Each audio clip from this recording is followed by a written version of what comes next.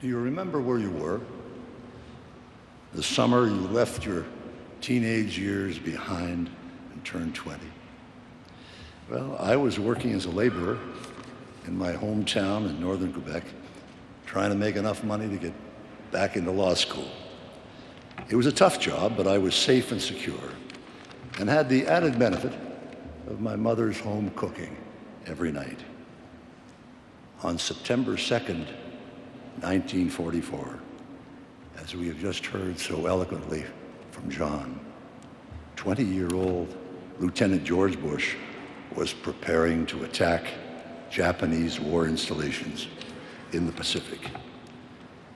He was part of a courageous generation of young Americans who led the charge against overwhelming odds in the historic and bloody battle for supremacy in the Pacific against the colossal military might of Imperial Japan.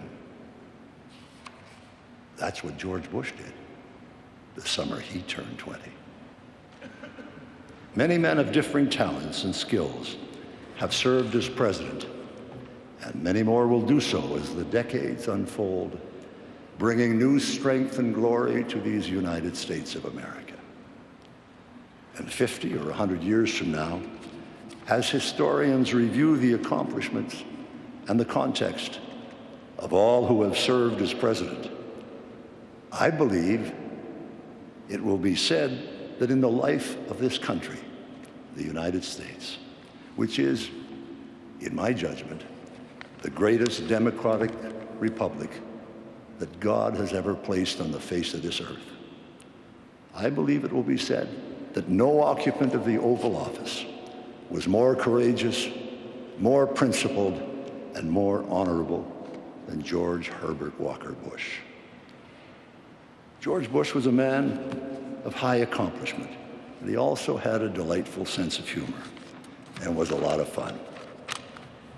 At his first NATO meeting in Brussels as the new American president, he sat opposite me, actually, that day. George was taking copious notes as the heads of government spoke. We were all limited in time. But you know, it's very flattering to have the President of the United States take notes as you speak.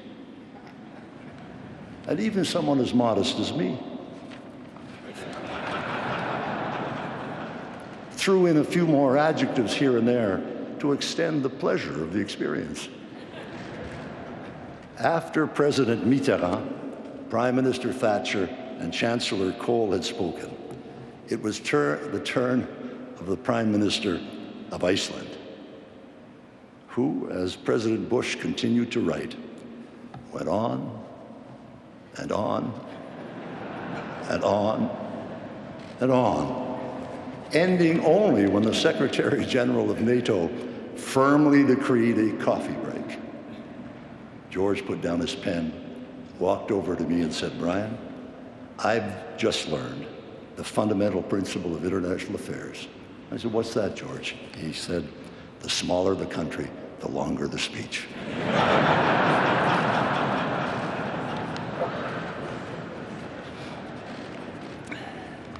In the second year of the Bush presidency, responding to implacable pressures from the Reagan and Bush administrations, the Soviet Union imploded. This was, in my judgment, the most epical event, political event of the 20th century. An ominous situation that could have become extremely menacing to world security was instead deftly challenged by the leadership of President Bush into the broad and powerful currents of freedom, providing the Russian people with the opportunity to build an embryonic democracy in a country that had been ruled by czars and tyrants for over 1,000 years. And then, as the Berlin Wall collapsed soon thereafter, and calls for freedom cascaded across Central and Eastern Europe, leaving dictators and dogma in the trash can of history, no challenge assumed greater importance for Western solidarity than the unification of Germany within an unswerving NATO. But old fears in Western Europe and unrelenting hostility by the military establishment in the Soviet Union and the Warsaw Pact rendered this initiative among the most complex and sensitive ever undertaken. One serious misstep, and this entire process could have been compromised, perhaps irretrievably.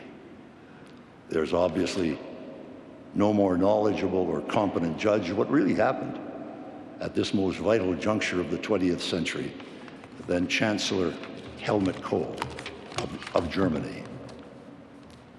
In a speech to a parliamentary commission of the Bundestag, Chancellor Kohl said categorically that this historic initiative of German reunification could never, ever have succeeded without the brilliant leadership of President Bush. Much has been written about the first Gulf War.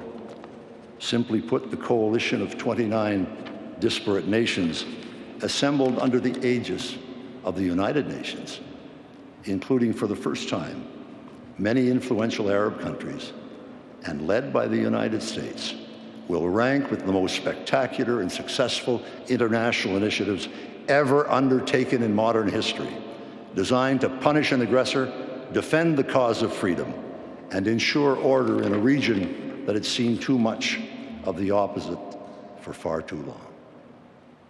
This was President Bush's initiative from beginning to end. President Bush was also responsible for the North American Free Trade Agreement, recently modernized and improved by new administrations, which created the largest and richest free trade area in the history of the world, while also signing into law the Americans with Disabilities Act, which transformed the lives of millions and millions of Americans forever. President Bush's decision to go forward with strong environmental legislation, including the Clean Air Act, that resulted in the Acid Rain Accord with Canada, is a splendid gift to future generations of Americans and Canadians to savor in the air they breathe and the water they drink, and the forests they enjoy, and the lakes, rivers, and streams they cherish. There's a word for this. It's called leadership. Leadership. And let me tell you that when George Bush was President of the United States of America, every single head of government in the world knew that they were dealing with a gentleman, a genuine leader, one who was distinguished, resolute, and brave. I don't keep a diary, but occasionally I write private notes after important personal or professional events. One occurred at Walker's Point in Kennebunkport, Maine, on September 2nd, 2001. Mila and I had been spending our traditional Labor Day weekend with George and Barbara, and towards the end, he and I had a long private conversation. My notes capture the moment. I told George how I thought his mood had shifted over the last 8 years, from a series of frustrations and moments of despondency in 1993 to the high enthusiasm that I felt at the Houston launch of the Presidential Library, and George W.'s election as governor in November of that year, to the delight following Jeb's election in 1998, followed by their great pride and pleasure with George W.'s election to the presidency, and perhaps most importantly, to the serenity we found today in both Barbara and George. They are truly at peace with themselves, joyous in what they and the children have achieved, gratified by the goodness that God has bestowed upon them all, and genuinely content with the thrill and promise of each passing day. And at that, George, who had tears in his eyes as I spoke, said, You know, Brian, you've got us pegged just right, and the roller coaster of emotions we've experienced since 1992. Come with me.